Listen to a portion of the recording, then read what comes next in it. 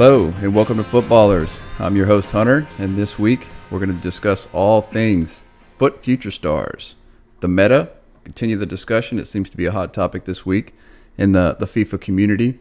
YouTuber content, how it impacts certain players, the way they play, how they implement their tactics, how they go about playing the game. And first, I'm going to bring in the wise one. Wise, how are you doing today? Oh, thanks, Hunter. Always good to be joining my fellow American. Didn't play Weekend League again, was focused on that Sandro Tonali objective, but really looking forward to talking about some of these FUT Future Stars we got out there. Big on these guys. Yeah, it seems like they've given us a lot more this year than they have in previous FIFA Star promos. Matt, what do you think about it? About Future Stars, I think the array of cards that we've got is actually really good this year, and I'm looking forward to see what happens in Team 2. There's a good amount of cards available at various different price points as well, which is always good for the community. So if you're balling, as you should be if you listen to this podcast, there's plenty of high-value stuff to get your teeth into, but there's also some cheap beasts in there that I think that we can steer towards later on in the podcast. Will do. And last but not least, the great one, the FUT coach, Steve. How you doing today, buddy? The great one. Not sure about that. Yeah, okay. Busy day. I've had my head buried in the actual game itself for the last week, really, so I'm not too up to date with what's been going on content-wise. But yeah, I've learnt quite a lot about the game this week and a lot of good, interesting stuff, some which I'm sure we'll touch on later in the pod. Absolutely. Yeah, a lot of good stuff coming this week. But to start things off, we'll discuss briefly Weekend League. I know, Wise, you didn't play. I didn't play. Steve, how was your Weekend League, my friend? It was a mixed bag, really. I started on Saturday afternoon and went quite well up to a certain point, and then my team just sort of fell apart, or I couldn't play anymore. I don't know exactly what happened. Had a conversation with one of my friends who's in the Discord, Luke M, and he suggested that maybe everything was wrong with my players' work rates, and I'm always willing to listen, so I had a look, changed up the squad. I'd kind of fallen into the trap, I think, of playing my best players rather than playing the players that are best for the tactics that I was using. So changed up the team, got some more balanced work rates in there, went back to the game on Sunday, played off stream for a while, and I think I went on a 9-game tear. I think it may have ended at 10, can't remember, but anyway, it got to the point where my ELO hit about 10 or 11, and at that point I started facing the shit houses, and that unfortunately happened while I was streaming on the Sunday, and I had a bit of sort of FIFA fatigue kicking in by that point. I think I'd been going for a couple of hours, came up against this guy who scored a goal and then just kept skilling in his own half, basically making it impossible for me to get the ball back from him. So I basically just announced that I was ending the stream quite quickly and putting the rubber bands on. Fuck him. So he had about 30 minutes of playing against the rubber bands while he skilled in his own half, presumably. So sure, that was a fun 5 minutes for that chap. Yeah, I feel like that's something that they've really, I think it was an unforeseen consequence of these previous changes with the way they kind of nerfed pressure, right? There's a delay of when you turn on team press, and by the time you turn it on, they're already into your half, so it's really you're hurting yourself, right? So teams can just spread out and effectively render you useless in defending and pressuring them unless you were to get a pause in there and go to constant pressure, and then you're kind of hindered on the point to where your guys are going to be extremely tired. So it really feels like, as far as competitive play goes, the team who scores first or gets a 2-goal lead, if you get a 3-goal lead, you forget about it. I mean, if they really want a time waste, they can. What do you think about that, Matt? Did you see any of that this Weekend League? Yeah, plenty of that. I generally find that when it comes to Weekend League, the longer the season goes on, the more hardcore and sweaty it gets, and people find ingenious ways to be annoying, ruthless in their mission to get those wins in as quickly as possible. I find that fewer people, purely anecdotally I'm talking about now, fewer people are quitting out of matches than they seemed to earlier on. If they're dedicating the time to play Weekend League, they're taking it a bit more seriously. They'll take their L's as they come, but if they get into a lead, their culpability in maintaining that lead is absolutely insane. And there are some dark arts out there which are almost unbeatable.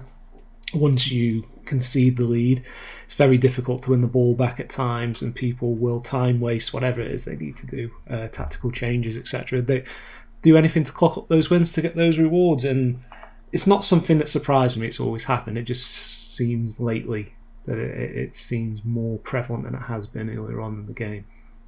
Something that occurred to me, Matt, I don't know what you think about this, is that there are two kinds of people who play FIFA. There are the people, I think we've talked about this before in passing actually, there are people who want to play it as a simulator, as a football simulator. There are people who want to play it as an arcade game.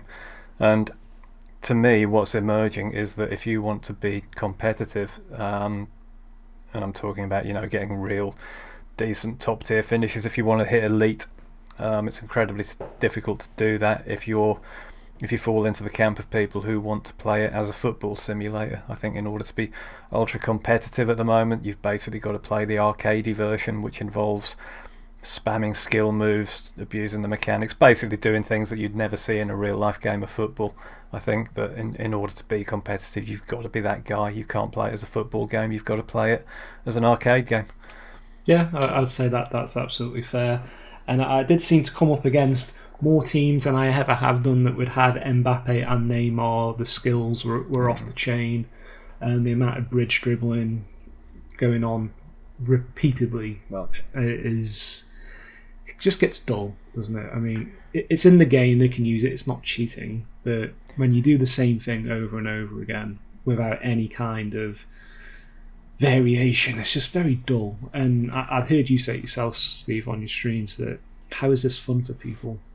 And it's almost like we've gone beyond playing the game for enjoyment to just purely for results orientation, which some of the time is fine, but if you do that all the time, I mean, what a drag. Imagine spending your whole weekend doing that. That's just no good at all, right?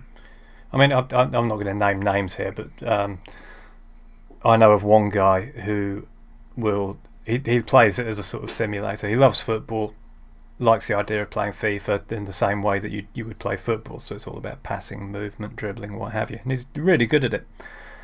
And basically what he'll do is, if he matches up against somebody who's playing similarly, he'll play.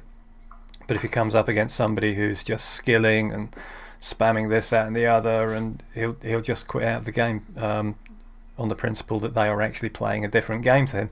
And I can kind of sympathise with that. It is effectively a different game. If you play it in one way as opposed to the other, you're playing separate games fundamentally.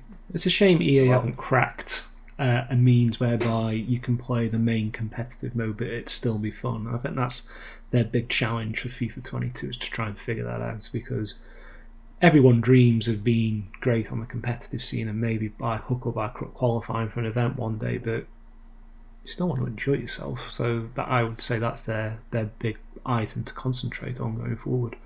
I'd agree. Yeah, it's a slippery slope, right? I mean, just sitting here listening to you guys talk about it, I don't know how you kind of split that and mend the two together into one game. You're talking about two completely different mindsets, into playing this game, and you can play it, like you said, so many different ways. I mean, I just struggling to come up with an idea myself of how I would even start to change that without taking away from another portion of the game. I think for me, what you've got to do really, if you want to sort of circle that square that circle, whatever, you've got to. They're going the right way. It's going to be unpopular in a lot of quarters, but you've got to reduce the effectiveness of skill moves. You've got to make it more about passing and moving, and you've got to make it more about being able to defend. They are the core concepts in any football game. And turn on your TV, watch the next game that's on. Tell me how many La Croquettes you see. Tell me how many Elasticos. Tell me how many step overs or ball rolls you see. There are hardly any. That had its place traditionally in FIFA Street and what have you. Nowadays, Volta, and I think that the problem is in trying to marry the two. If they were kept separate, it would be less of an issue. But as I say, being good at playing a football game and being good at abusing skill moves are two distinct areas in FIFA at the moment. By definition, if you're good at abusing skill moves, you're good at this FIFA, and it probably shouldn't be that way. Why? Do you have anything to add to this? Well, I'm just happy you guys all avoided the pro player cards and our one and only savior Diego Jota topping the leaderboards this weekend. So happy to hear that at least. That was a crazy feat. I don't know if you guys saw that on your at least timeline. Liverpool winning something. Hey. Up the bin dippers. That's true. But I don't know. Man. It's a difficult. I mean, difficult argument, because on the flip side, if they made this strictly a football simulation, people would definitely not play it as much, if you will. So I do not envy the people at EA, the higher ups, who have to make those decisions, if you will. No doubt. So in kind of keeping with this discussion, we'll kind of move on into our next topic, which we're going to continue this discussion from last week. We talked about meta, right? And how it's defined, how it's derived, where does it come from, why do people use it, and how it spreads like wildfire in this community. Something of which, for example, the 5-3-2 we discussed a little bit. Everyone is talking about 5-3-2, 5-3-2. Why does everybody use 5-3-2? It is my opinion, and I think, Steve, you'll probably back me on this one. The 5-3-2 is not some infallible formation that is just automatically going to grant you wins. Nah, far from if you use it a certain way, yes, it is effective, but it can be beaten. I've beaten it. I've destroyed it multiple times all week. It's not some perfect formation. If you see somebody using 5-3-2, I mean, a lot of people, I've seen them on Twitter saying they just quit out, which to me, that's that's chicken shit in my opinion. I mean, don't just quit out, man. Beat it. Learn how to beat it, because you're going to keep seeing it, and you're going to end up just shutting the game off completely if you continue that mentality. Learn to cope with it and learn how to exploit it and make them change. That's the only way. I mean, once we figure out a way to beat this, we can change the community. But if we just sit here and allow it to perpetuate, it's going to be a cancer. It's going to be toxic, and no one's going to enjoy the game. Steve, take us through some of this. Well, it's already figured out, isn't it? I mean, as you said yourself, in my opinion, yes. You've been smashing it. I think a few of us have that have been using the custom tactic that I dropped in the Patreon last week. It's the same as... It's an absolute nonsense to say that one formation or one system is any more powerful than any others. When it comes down to it, you've got 11 players, and you've got 11 players in any formation. You can make slight tweaks and changes to get a slight edge. But the problem with the 5-3-2 is that people have been banging on about it on YouTube as if it was created by the gods and it's just got no flaws and no vulnerabilities. And it's just such bullshit. There is so much crap spoken on YouTube, all in the name of just getting clicks. Yeah, it's all about sensationalism, right? Exactly. One of the most common strategies that these people use, it's a classic, the old straw man. What they'll do is they'll say, and the 5-3-2 is a great example of this, by the way. They'll come out one day and say, 5-3-2, it's infallible, you can't beat this system, it's amazing, it's got no flaws. And then the next day they'll post a video going, hey, I'm a fucking genius, me, I figured out how to beat the 5-3-2, right? And this literally, it gets my fucking goat, this does. This is literally, actually, this is happening, and I kind of regrettably, but kind of not. A guy did this week, I'm not going to mention names, and I'd kind of adverted to it on Twitter, and this came up as an example where he'd said, literally one day, 5-3-2 is great, I've made these changes to it to make it extra awesome, you should use this. And then the very next day he comes out saying this is how you beat the 5-3-2. So I posted a picture of the two clips side by side and just went, look, are people actually really falling for this shit? Unfortunately, I mean, don't get me wrong, it's wrong to single out individuals, but Sure. but unfortunately, you can't actually provide examples without doing that. You've got to show examples from somebody. So I picked a big, tough, doughty Yorkshireman. He's old enough and ugly enough to handle it and understand it, I'm sure. If it's offended anybody, I'm sorry. I guess it was never my intention. Just wanted to. I'm not sorry at all. Well, you've got to illustrate an example. Otherwise, it looks like I'm just talking Absolutely. bullshit. Call them what I out, mean? man. Yeah, No doubt. Do you think You're going to be held to the when, same standard, is all I'm saying.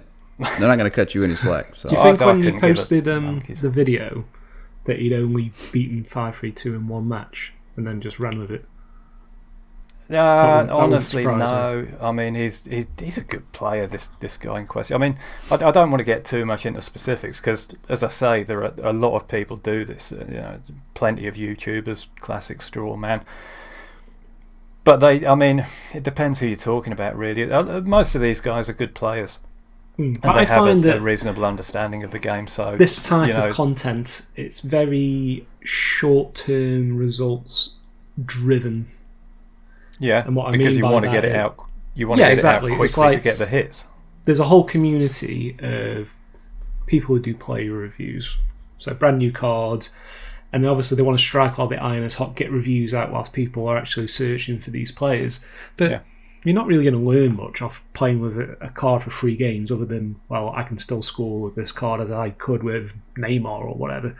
It's like, if I was going to do a serious review of a card, I would probably do it over a whole weekend league campaign, which no one in this community is going to do because by then the buzz is over.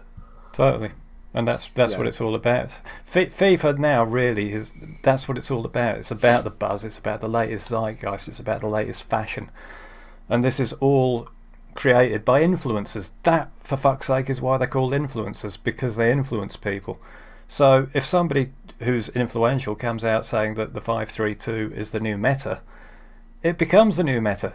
It just does. That's just the way it works, because they're influential and people are easily influenced. It's the big problem and the thing that I really have a bee in my bonnet about at the moment, and that I'm really motivated to get fixed. The problem that we have, and the reason why we end up with this position where people are complaining that, I played weekend league and every team I played against was exactly the same tactics, I may as well have been playing squad battles.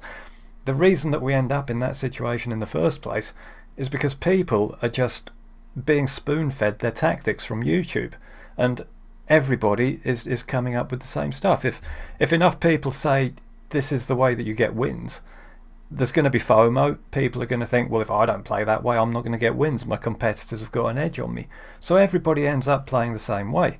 And the crux of this problem is that people need, it's probably a bit harsh to say that people need to start thinking for themselves, because you can't really think for yourself about something that you don't understand.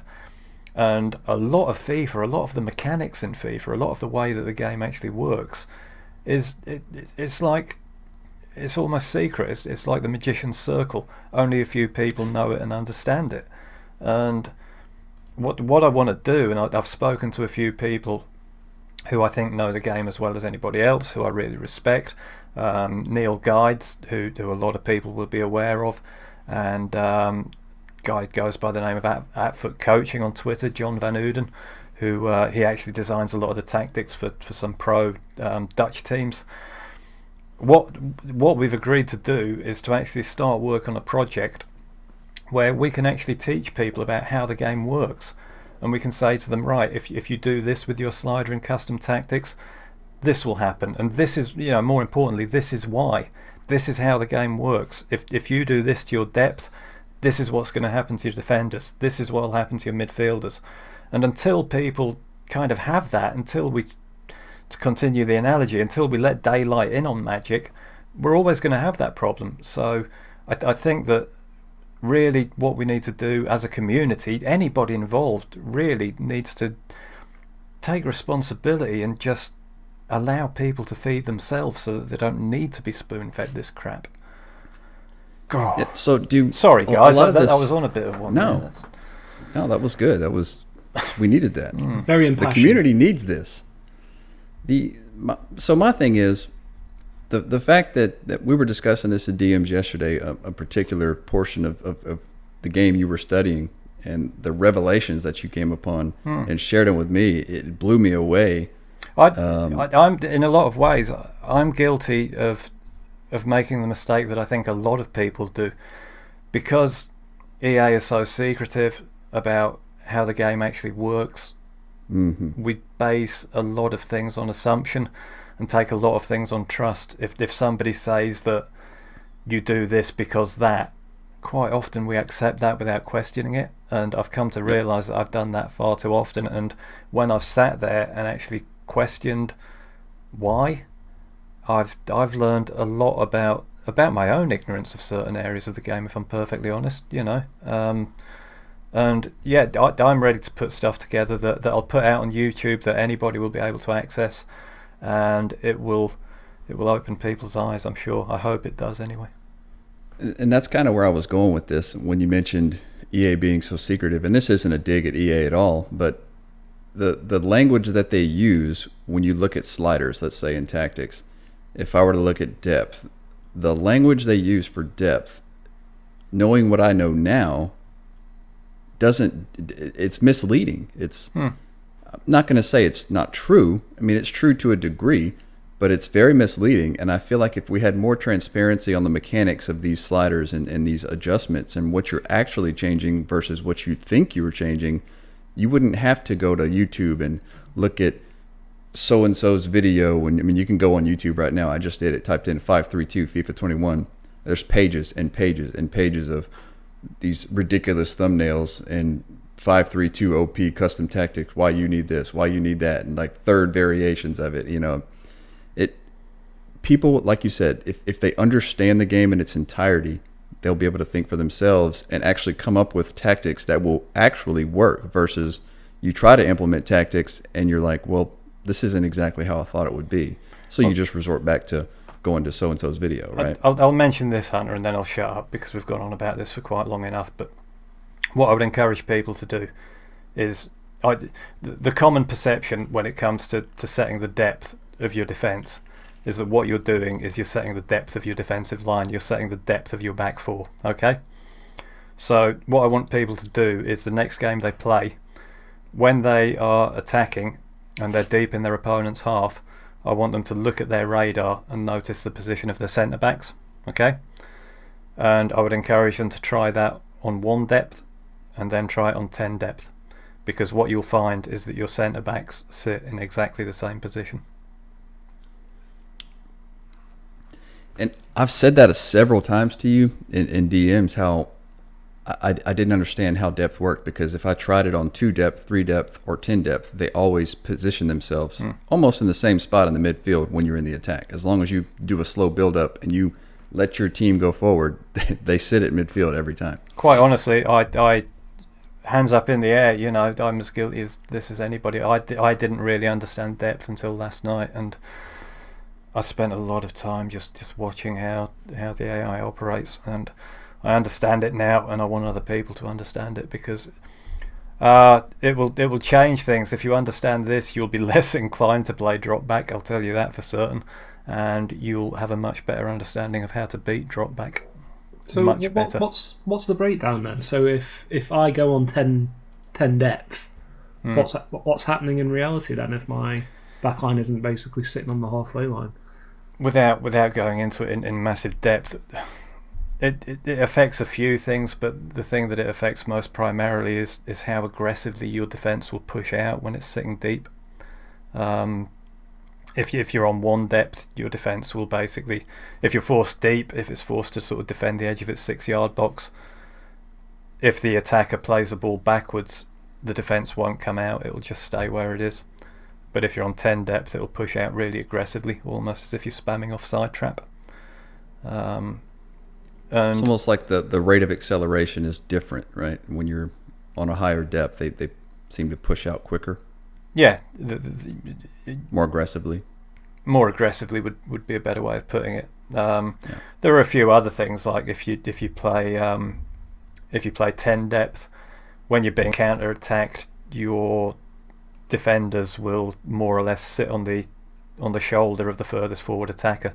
Because here's another misconception about defensive depth. The reason that the depth slider doesn't really affect where your team sits is because it can't.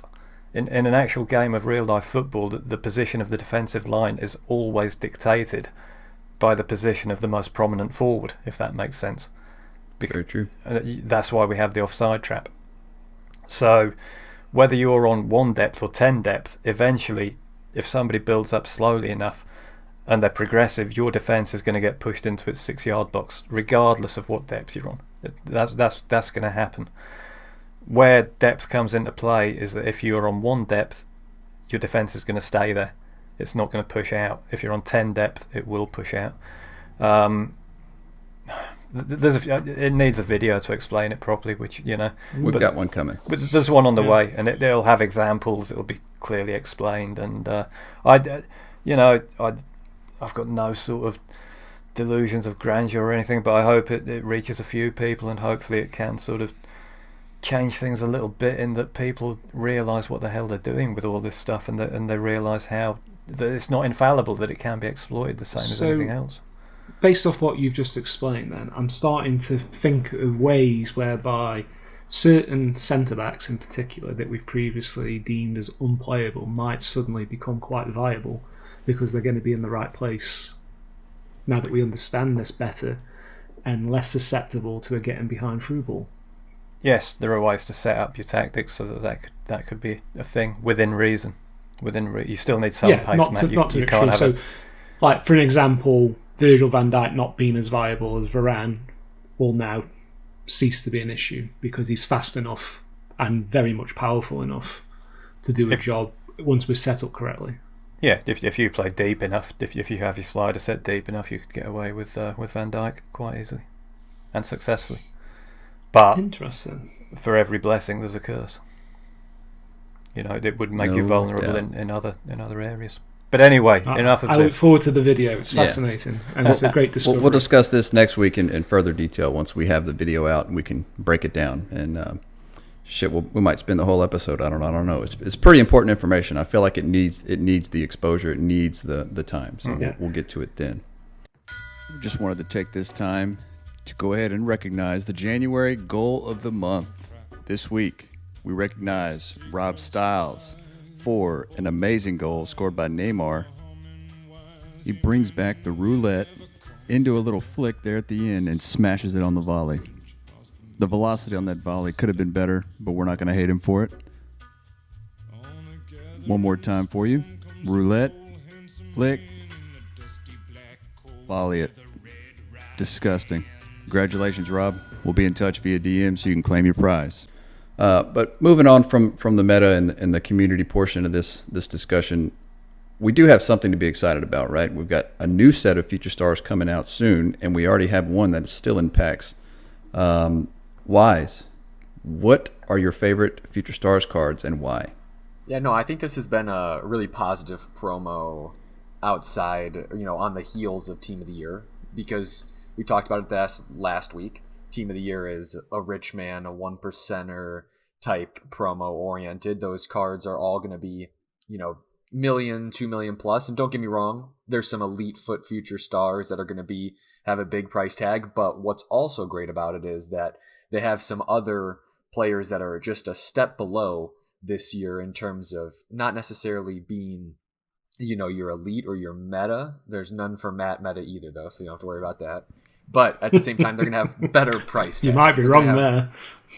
Right. They're going to have better price tags. And I'm actually interested, because the SBCs haven't been as good, I don't think, in FUT Future Stars. I'll address that. The Brewster and the Pedro, I cannot pronounce. I don't want to mispronounce his last name for our Portuguese listeners. But it's a really weird one, isn't it? You've got to sort of talk through your nose to say it properly, I think. Have a go at once. No, just kidding. Gonalao is how the announcer will say it. But again, he's a good card. Nothing against it. Just the price point's a little hefty, given some comparable informs and linkability for those SBCs compared to Boateng and Dybala, who were priced well. That being said, Hunter asked me who my favorite FUT future stars are. I'll give my American bias show, and I cannot wait to get my hands on that Giovanni Reina. The Kulusevski from the right winger from Juventus also looks like he's going to put that CR7 in the dirt. His card is just by leaps and bounds better than that one, even though he doesn't have the same flash as Cristiano. I also really like the Ishak for the lower tier-esque individual, good price point, but at the same time not going to break the bank. Got that 5-star weak foot. And one thing I definitely want to touch on before I invite you guys back in this conversation, so it's not just Wise talking to Wise, is that this year I felt that a big positive was that EA actually enforced that stat boosting that wasn't just a pre-made algorithm. Because in the past, the biggest issue with FUT Future Stars were their composure and maybe their stamina, their balance were all based on these lowly cards and therefore didn't get upgraded appropriately to make them effective in game.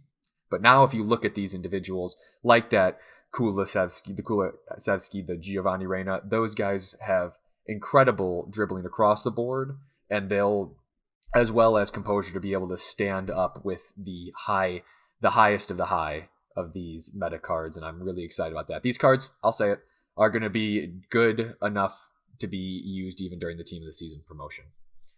Have you guys have any fancy on any of these guys either? Yeah, I would tend to. I would back you up on a lot of that. Wise, I've picked up Ishak, however you pronounce his name, and Diogo Dalot as a cheap addition into the club, just in case there's some possibilities for some Milan-based squad building, which there will be with this week's Team of the Week. There's a Rebic in there, and of course there were road to the final cards for Milan that are very tasty. Rebic being one, and Kessié. Mm-hmm. So I like how compatible this team is in general with lots of existing cards, and even within itself, being able to put together Ishak and Kulusevski. That's a pretty cool duo, right? Very fast and powerful. There is something literally for everybody in there, price point wise, whichever league it is that you tend to build around. I think this is so much better already than Team of the Year, and we're only halfway through. So Hunter finally got a.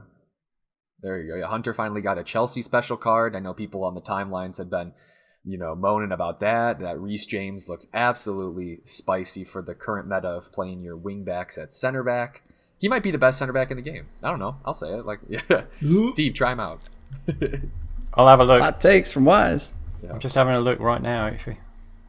Yeah, no, that and I do also really like the fact that they're going to release more special cards of them. I mean, in the future, this will be an investment opportunity, but the fact that Giovanni Reina, Reece James, and Diogo Dalot are all getting another FUT Future Star and a position change, I think that's a really good bit of interesting precedence to set from EA. But sorry, Hunter, I cut you off there. We expect those additional cards, right? They're going to be slightly lower rated, right? Am I assuming that to be correct? I think they had, if I'm not mistaken, on that loading screen, they had what their stats were going to be. And I don't think it's a loading screen, actually. It's an in-game menu screen. I think that they have what their stats are going to be. But yes, I think they might be one rating lower. But they still have excellent stats for the position that they're going to be in. Giovanni Reina got a pace boost. I think there was a little bit of defending boost for the likes of Reece James at that CDM spot too. So speaking of defending, if you look at this, if you go up to FUTBin or whatever, and you pull up the entire FUT Future Star squad, there's not a single center back to be seen. Yes. Yet.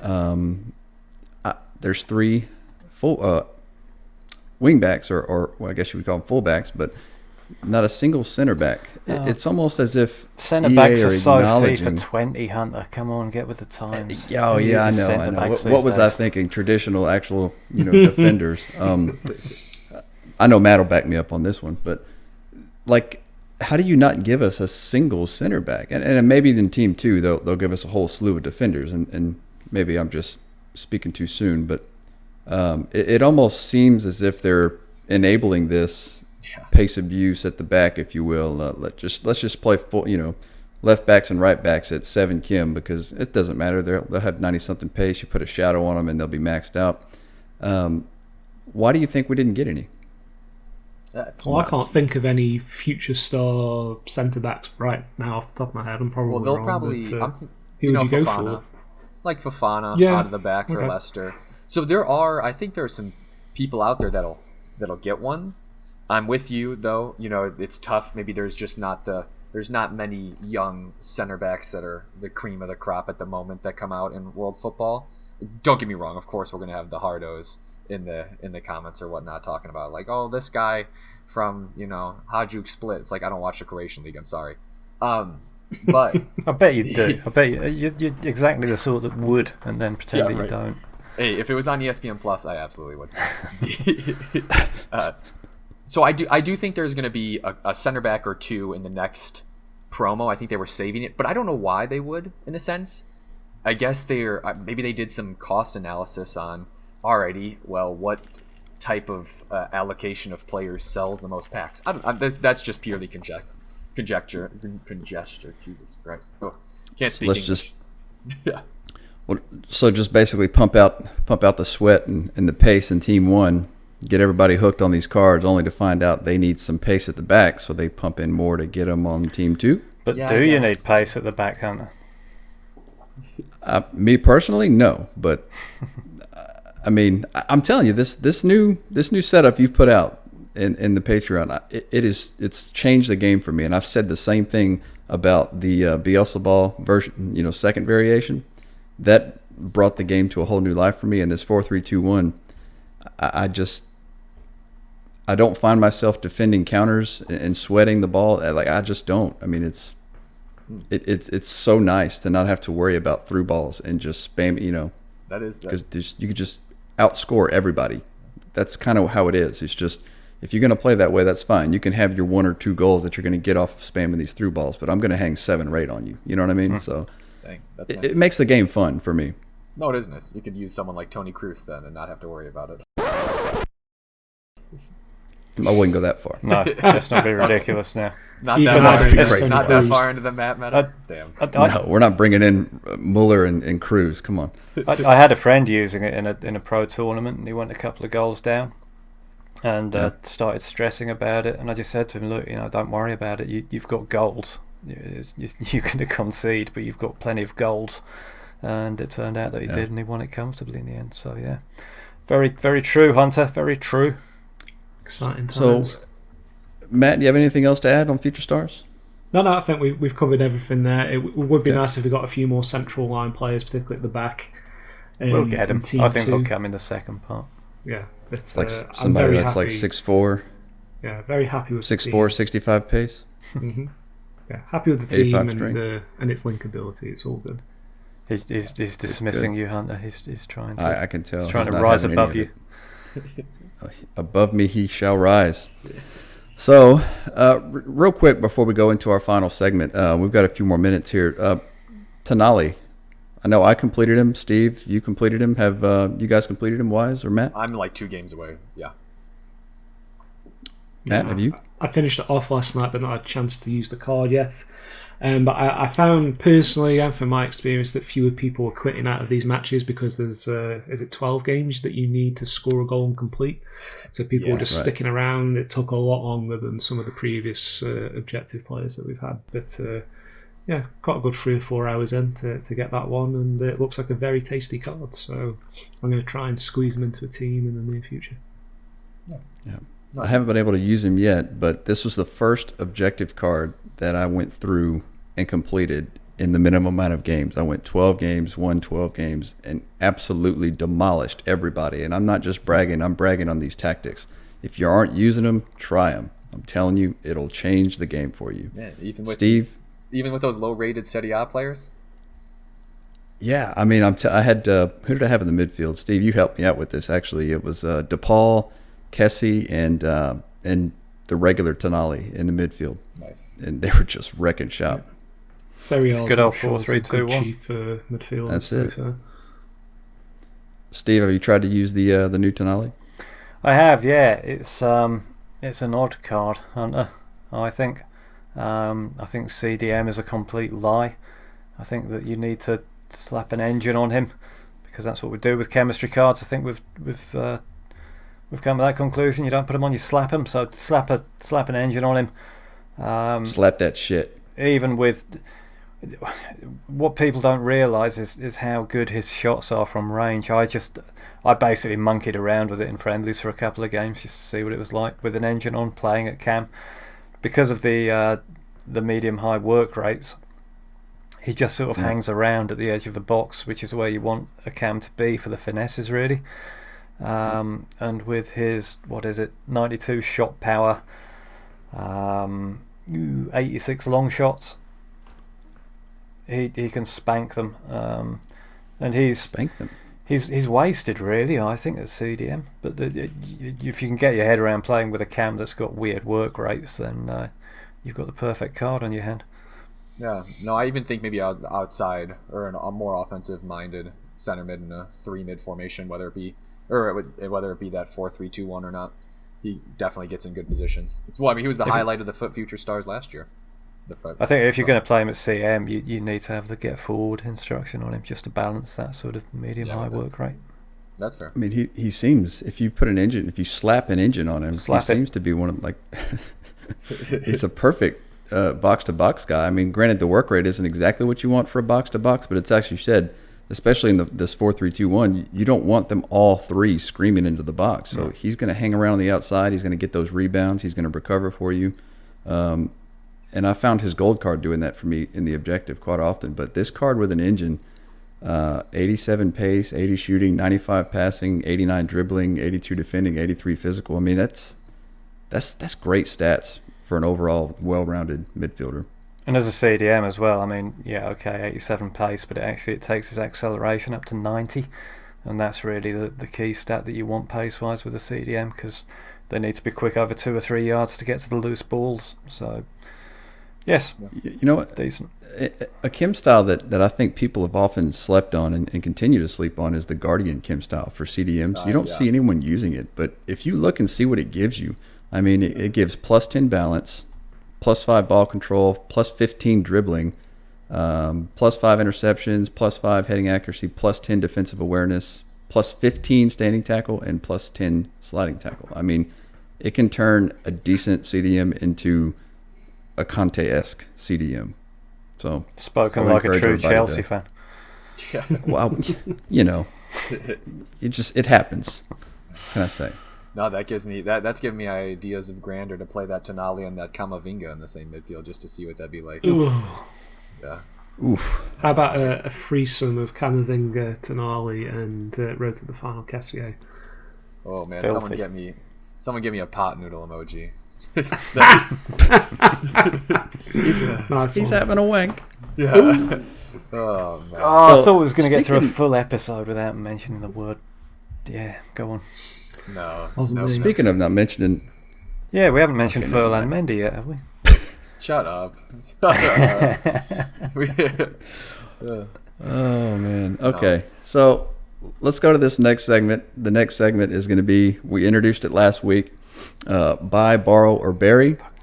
The player that you're going to want to buy is the person that you want to commit to long term. It's somebody that you could see yourself spending your coins on and moving forward with that card for this foreseeable future. Borrow is going to be the one you would just want to have for a loan, try him out just to see how he is. You don't want to necessarily commit to him. And bury is the card that you think should not be in this team of the week. You don't like them for whatever reason, even if it means that they're so good and you just hate them.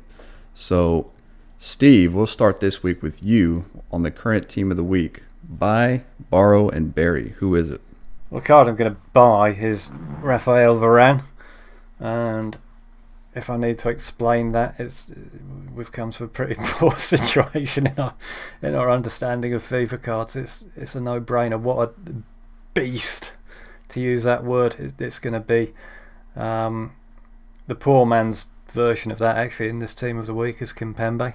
I think that's going to be a really overpowered card as well. But yeah, definitely. Do you want me to do all three in a trot hunter, or are we going to go around with? Right, yeah. Okay. Go ahead. So yeah, I mean, for obvious reasons, the card that I'd buy would be Varane. If I had 1.7 million, which is what it currently is, I'm sure it'll go down. But better get right on the case. Yeah. Is that something that's gone over my head? No, that's insane. No, you get Righty to trade up for you.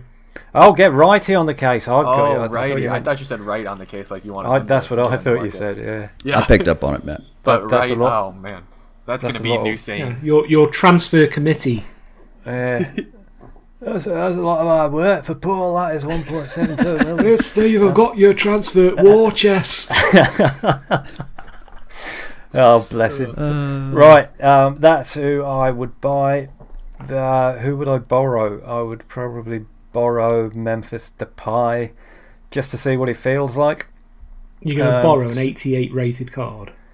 Yeah. How boring. Well, it's purely because... who the fuck are you to judge me, Lamborn? Who do you think you are?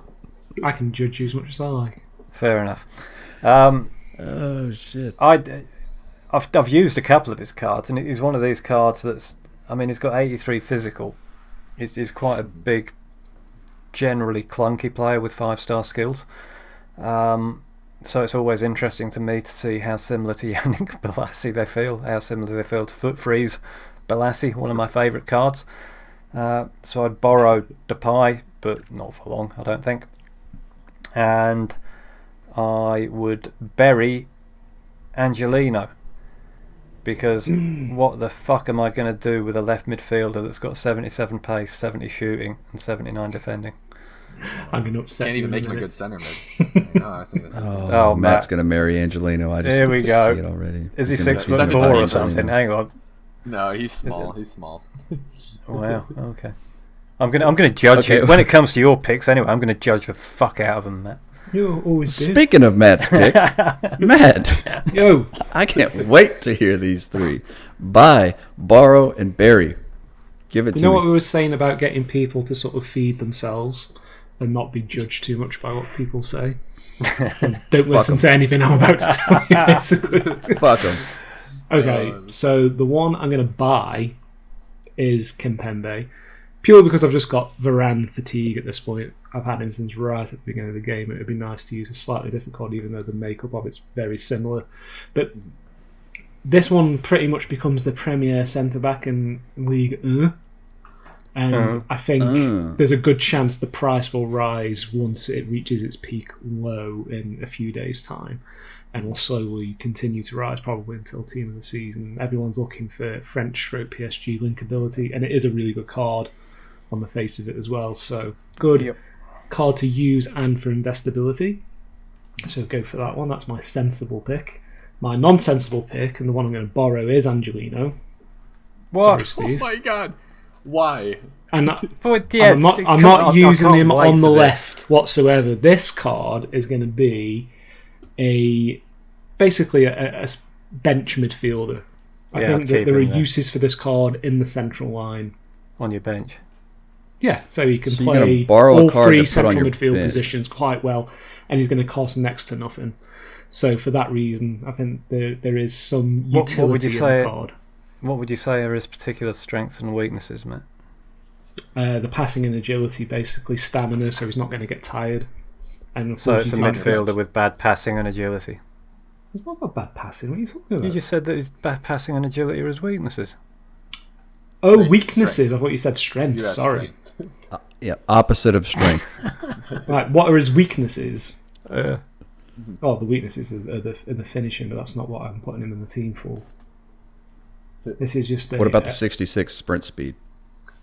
Well, you're obviously going to do something about that with a chemistry card. Right? Anyway, I'm Boosted borrowing to that card. 76. Yes, whatever. Anyway, Look, he's got 91 acceleration. He's going to get to 66 so fucking fast. yeah, that it's over gonna 3 be yards, slow. he's deadly.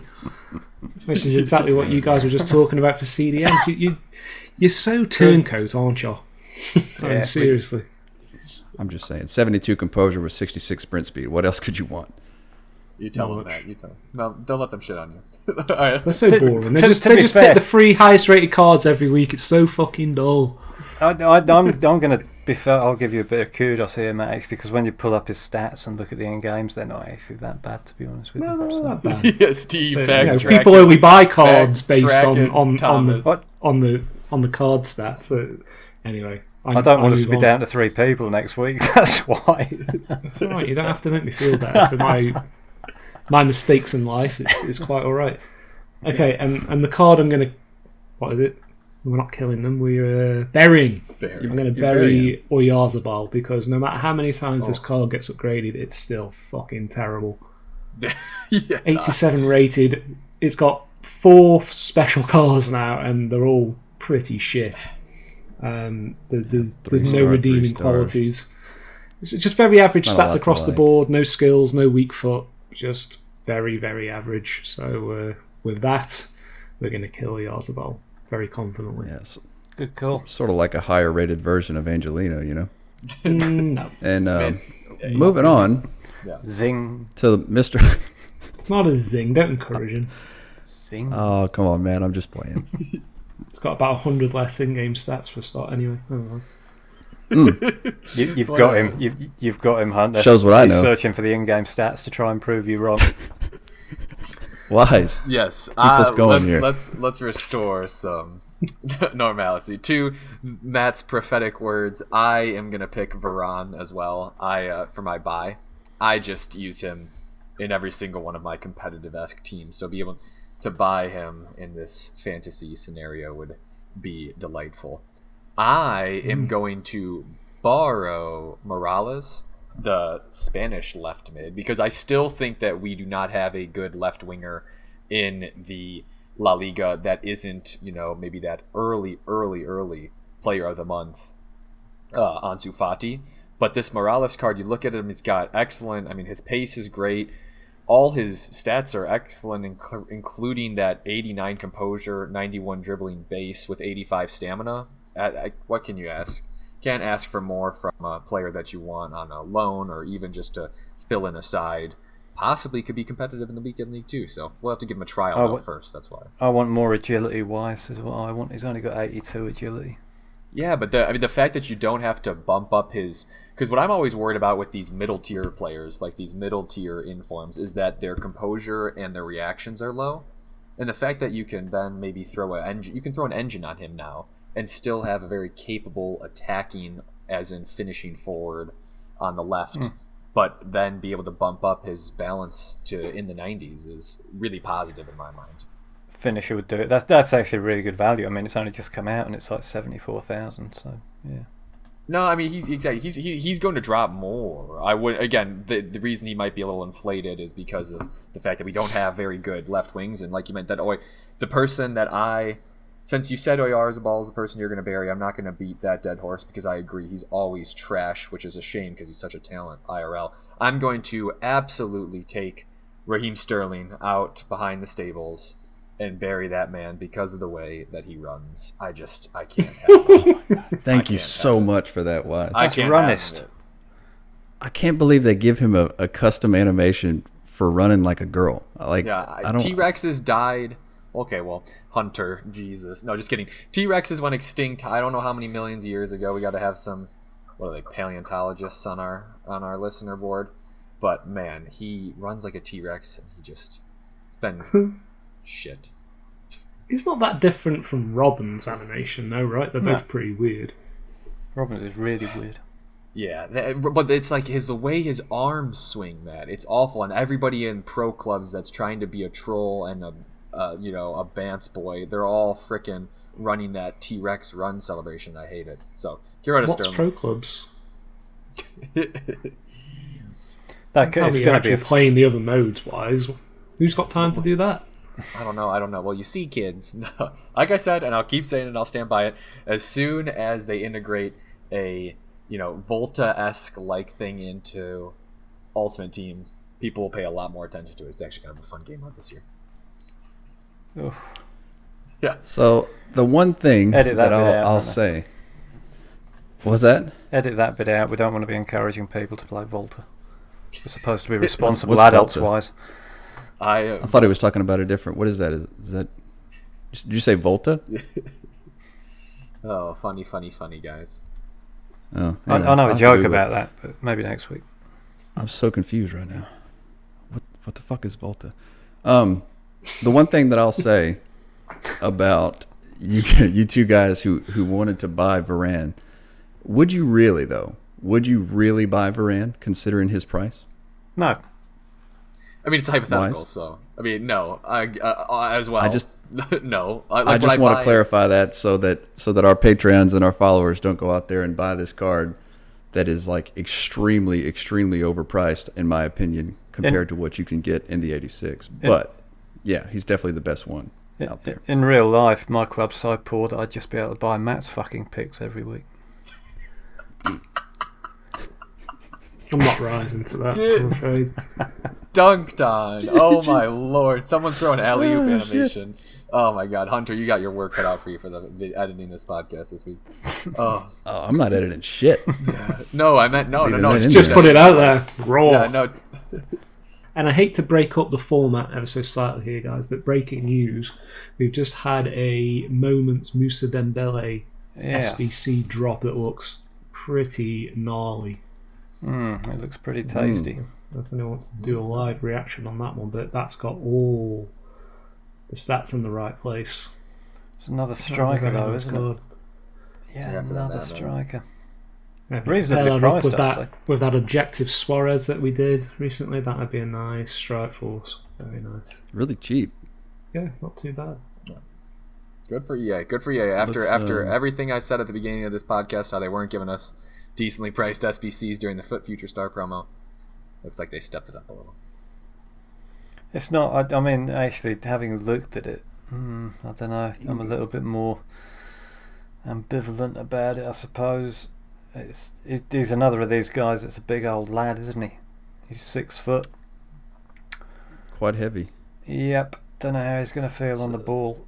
You can put an engine on him, that'd help, but I don't know. Yeah. It's these cards that have more sprint speed than acceleration. More often than not, they're not going to feel well. They're going to feel a little heavy. They're going to turn slower. If you have the players with, let's say his sprint speed was 87 and his acceleration was 93, I would be a little more excited because that's the players that are going to feel quick, responsive, going to get into those tight spaces, create space, and score. So, yes. I mean, it's a cool looking card. I'm not saying it won't be useful, but I might not do that one. All excellent points. Okay. I think that's a good place to end it.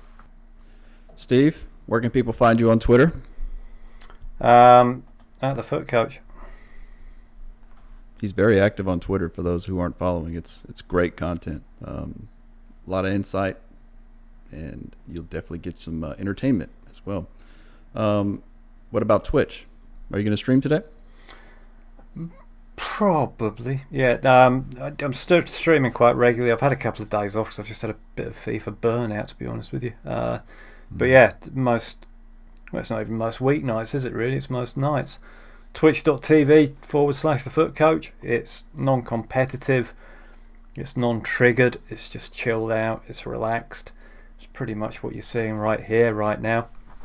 But yeah, just drop in and chill out. Have a bit of fun if you want. If you don't care. Well said, sir. Matt, where can people find you on Twitter? Yeah, I'm at LamboMatt with 1T. I'll be popping into people's streams at Mets Gaming, and of course the same in the Discord channel as well. Wise. Where can people find you on the Twitter? Yeah, no, so it's Wise FIFA on Twitter, all one word, and that is Wise with a Y, though. Got to keep it spicy. Appreciate all you guys coming on. You can find me on Twitter, the FUT Hunter, _FUT_Hunter, and the same thing on Twitch. I might stream Twitch this afternoon if I'm lucky. Thank you guys for listening, and don't forget to like, subscribe to the YouTube videos, and check out the Patreon at patreon.com/FUT Academy. And we appreciate all of you guys that come in and support us, guys who continue to support us, and we'll be pumping out content weekly for you guys. Pump it, baby. See you. Peace. Fucking pump it.